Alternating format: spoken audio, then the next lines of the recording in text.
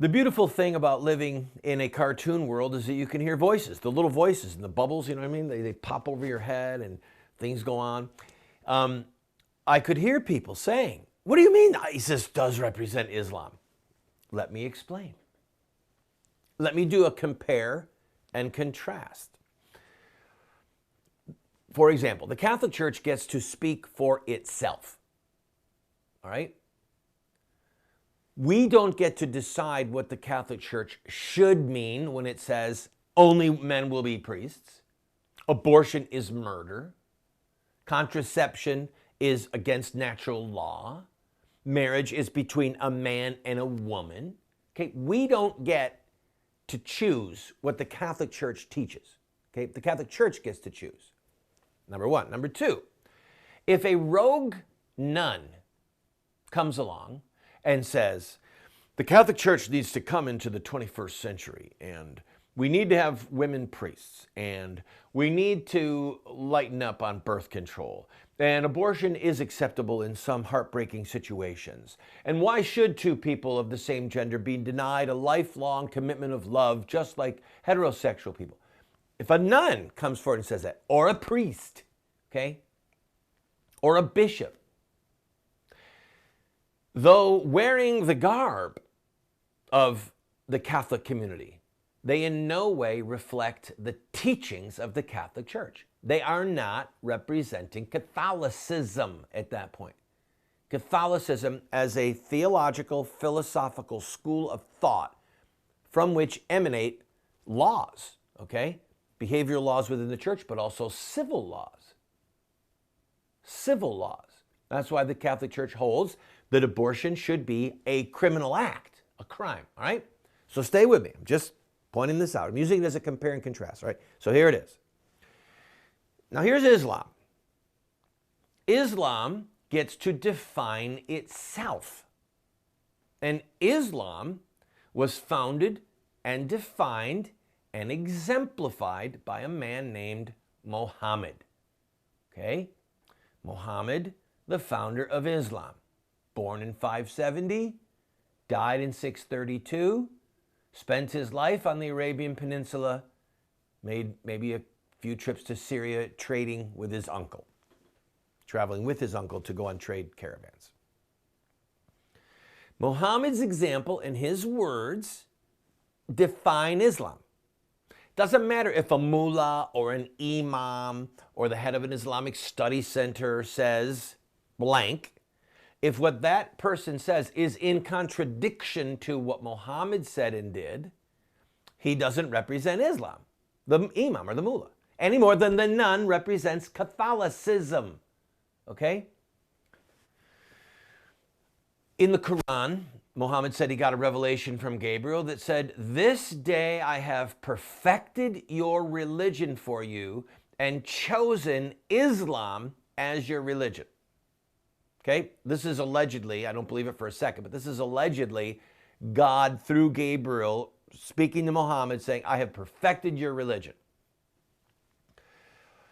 In the Quran, it says, he who obeys the messenger of Allah has obeyed Allah. So that's Muhammad saying, do what I just say to do, follow my example. In fact, the Quran says, in Muhammad, you have an excellent example to follow.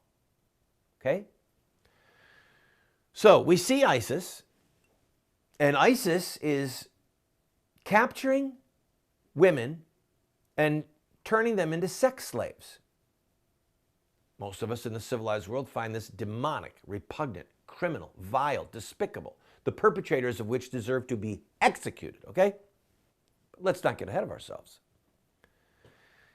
Muhammad, in his life, had sex slaves. Muhammad led his troops. They captured Khaybar. They killed the men. Muhammad killed Kinana, who was one of the leaders of the city and was the chief treasurer of the city. Had fire built on his chest, had his head chopped off, and then he took his young bride, Safiya. She was 19 years old. Some say she was 17. All of the accounts say that she was drop dead beautiful. Muhammad had a thing when he would take a city, capture the city, kill the men. He had a thing, an ongoing thing for picking the most beautiful of the women captives for his own sex slave. Sometimes, as in the case of Sophia, he made her a wife. So Sophia began as one of Muhammad's sex slaves, and then he said, no, I'm going to make her a wife. And he made her wear the veil. In fact, his men were sitting around campfire one night saying, hey, Muhammad got Sophia. She's a real looker, isn't she? Do you think that he's going to make her one of the mothers of the believers, mothers of the faithful? That was the nickname that they gave for Muhammad's multiple wives. Aisha is the mother of the faithful, mother of the believers.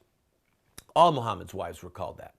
So they said, well, will she become one of the mother of the believers, or will she be his lady slave that his right hand possesses?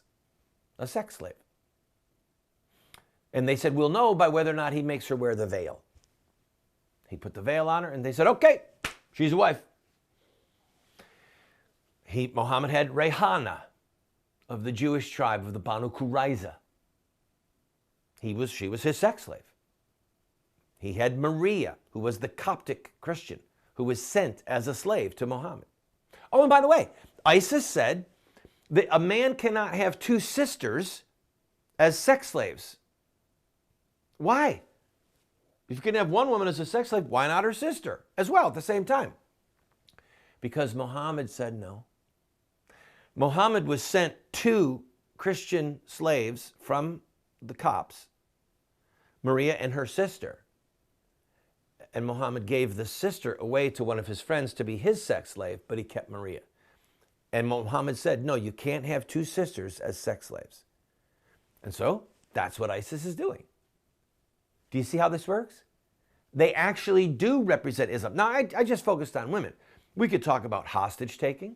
We could talk about beheading. We could talk about them forcing certain minorities to pay the tax for protection, like gangland thieves, okay? It all comes right from the life of Muhammad. It all comes right from the Hadith. It's all there. So what that shows is that there are 21% of the Turkish people who actually take Islam seriously. They don't only read the Quran, they read the Hadith. They read the Siras, the biographies of Muhammad. And they read the same books that you and I can read. Yep, look at that. Muhammad captured that city, killed those men, cut their heads off, took the girls as sex slaves, sold some of them at a slave market so he could buy horses and weapons. Yep, that's what ISIS is doing. They represent Islam. They're reading it. They see it. They're calling it as it is. So we have to be appalled at their honesty, but also we have to admire it. You have to admire it.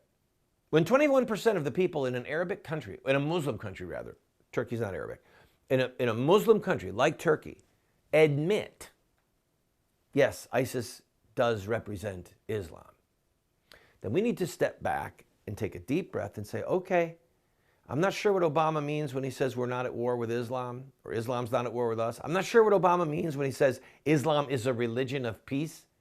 I'm certainly not sure what I could believe or not believe with all these imams and mullahs getting on TV saying, oh, Islam is a religion of peace. But you know what? If a NATO ally, 21% of their people who are claimed to be devout Muslims say ISIS represents Islam, we have to step back. We have to do a little bit more research. We have to take this a little bit more seriously. Because, friends, the Turkish people in that poll, the 21%, they're right. Islam speaks for itself, and it's based upon Muhammad's life, his example, his words, and guess what?